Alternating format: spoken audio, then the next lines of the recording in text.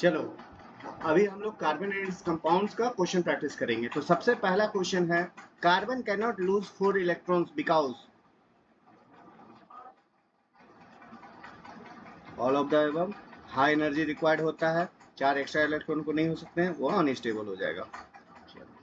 Carbon can not gain 4 electrons because, ये भी हो जाएगा कि 6 प्रोटॉन 10 इलेक्ट्रॉन को नहीं हो पाएगा। आयन का चार्ज जो होगा बहुत ज्यादा हो जाएगा, ऑक्टेट्रा को वॉलेट करेगा। ठीक है। कार्बन अचीव स्टेबिलिटी बाय, हाँ, शेयरिंग ऑफ इलेक्ट्रॉन्स या फिर कोवेलेंट बॉन्डिंग। ठीक है। Question number 4, the energy required to remove 4 electrons from carbon is very high. If carbon loses 4 electrons it would form a, कौन सा बनाएगा? 4 प्लस इलेक्ट्रॉन लूज करेगा तो उसका पॉजिटिव आयन बनेगा, तो C4 plus ion. Which of the following is not an allotrope of carbon? Ozone. Ozone क्या होता है? ओजोन का फॉर्मूला जानते हो क्या होता है? O3। चलो very good. Diamond is hard because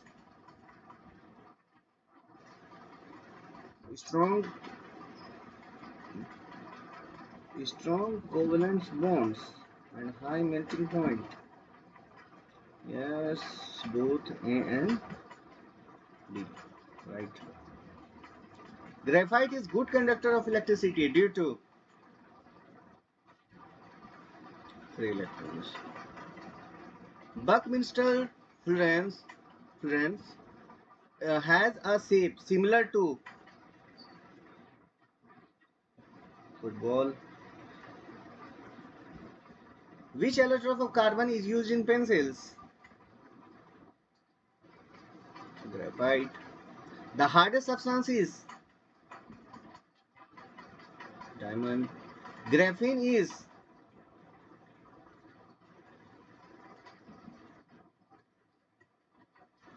a single layer of graphite. Graphite, graphene. Graphite से ही ग्रेफीन बना हुआ है। ठीक है।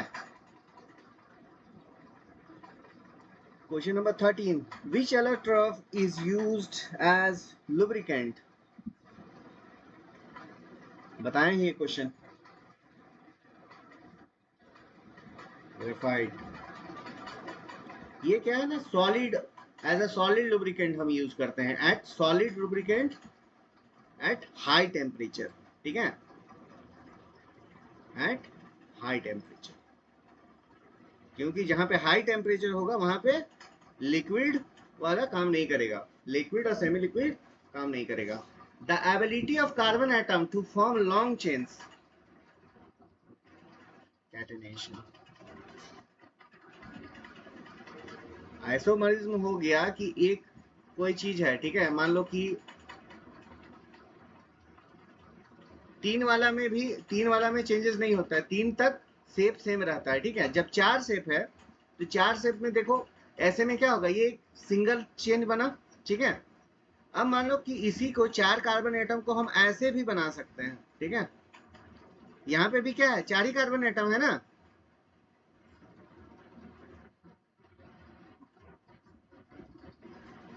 हनिंग से भी बन सकता है। तो यही जो number of carbon atom same है, लेकिन स्ट्रक्चर जो चेंज होता है ना, उसी को आइसोमरिज्म कहते हैं। ठीक है।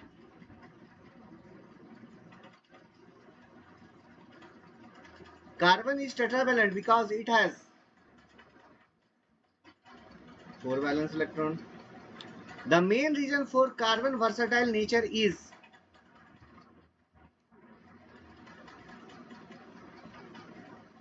ऑप्शन को सभी को, जब भी आप क्वेश्चन देखेंगे कल के एग्जाम के लिए, आप लोगों के लिए बहुत बड़ा मैसेज यही है। ऐसे तो हम सोच रहे हैं कि एक मीटिंग रखेंगे कल हम लोग सामने, जिसमें हम लोग बातचीत करेंगे। आप लोगों के लिए लास्ट मैसेज होगा एग्जाम से पहले मेरे तरफ से आप लोगों को, तो उसमें हम बहुत कुछ समझाएंगे।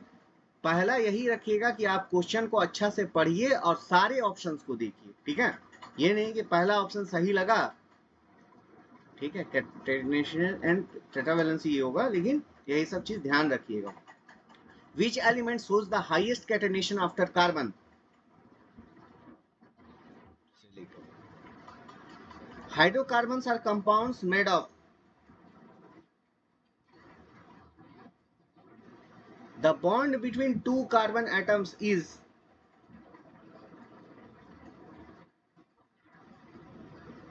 आयनिक कंपाउंड कैसे बनता है, आप बता सकते हैं हमको? तो क्या कार्बन में ट्रांसफर ऑफ इलेक्ट्रॉन्स होता है? तो जो आयनिक बोली उनको हम समझाने के लिए इतना कुछ हमको बोलना पड़ा। द सिंपलेस्ट हाइड्रोकार्बन इज, कौन सा सिंपलेस्ट हाइड्रोकार्बन है? मीथेन, क्योंकि इसमें सब में सिंगल बॉन्ड होता है। Saturated hydrocarbon contains,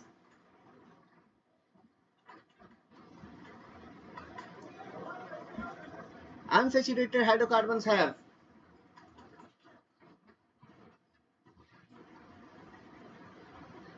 an example of saturated hydrocarbon.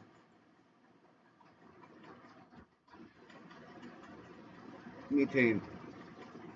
Which of the following is unsaturated?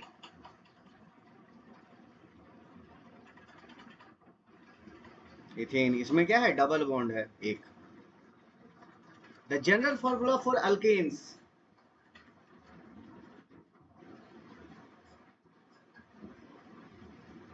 alkenes have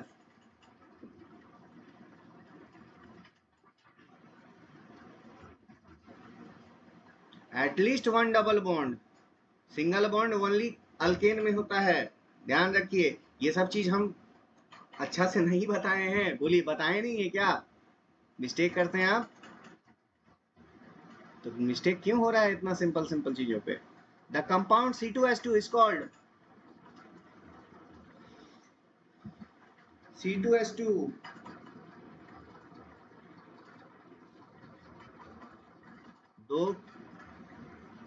दो कार्बन एटम है, जिसमें से 2 हाइड्रोजन है। अब इसका मतलब ऑक्टेट कंप्लीट करने के लिए यहाँ पे कौन सा बॉन्ड होना चाहिए? कौन सा bond? Single bond, double bond, triple bond, कौन सा बॉन्ड यहाँ पे रखेंगे?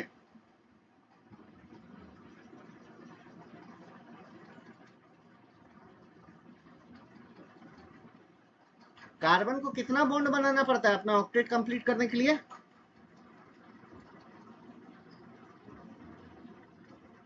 मेरा आवाज नहीं सुनाई दे रहा है क्या?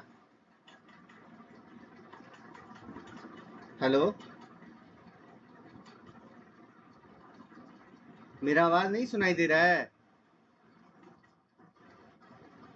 तो किसी भी एटम को अपना ऑक्टेट कंप्लीट करने के लिए 8 इलेक्ट्रॉन चाहिए होता है। कार्बन के पास पहले से 4 है, तो उसको और 4 बनाना पड़ेगा ना। तो यहाँ पे एक बना चुका है कार्बन, ये भी एक का बना चुका है, तो इसको और 4 करने के लिए यहाँ पे ट्रिपल बॉन्ड होगा ना। और यहाँ पे ट्रिपल बॉन्ड है तो कौन सा होगा इसमें?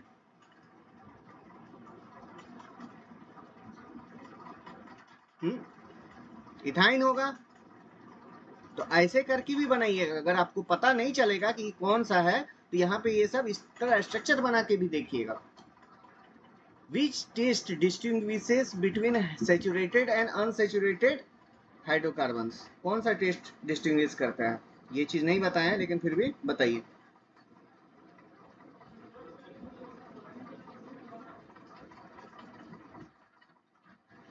Bromine water test, good.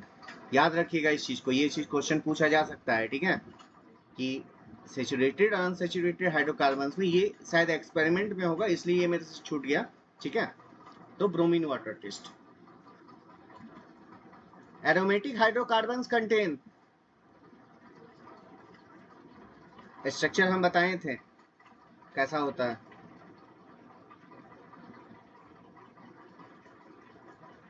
Aromatic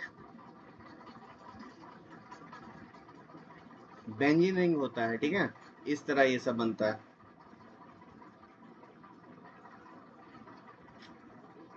एक मिनट,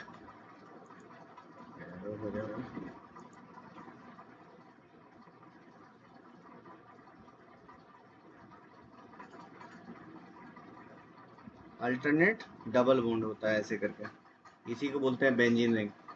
C6H6 बेंजीन, याद रखिएगा, बना लीजिए कहीं कॉपी में। Which hydrocarbon is used in welding? Welding में कौन सा यूज होता है?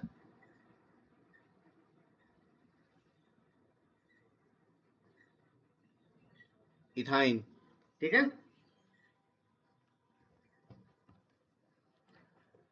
चलो ये कंप्लीट हुआ, आगे बढ़े नेक्स्ट स्लाइड में।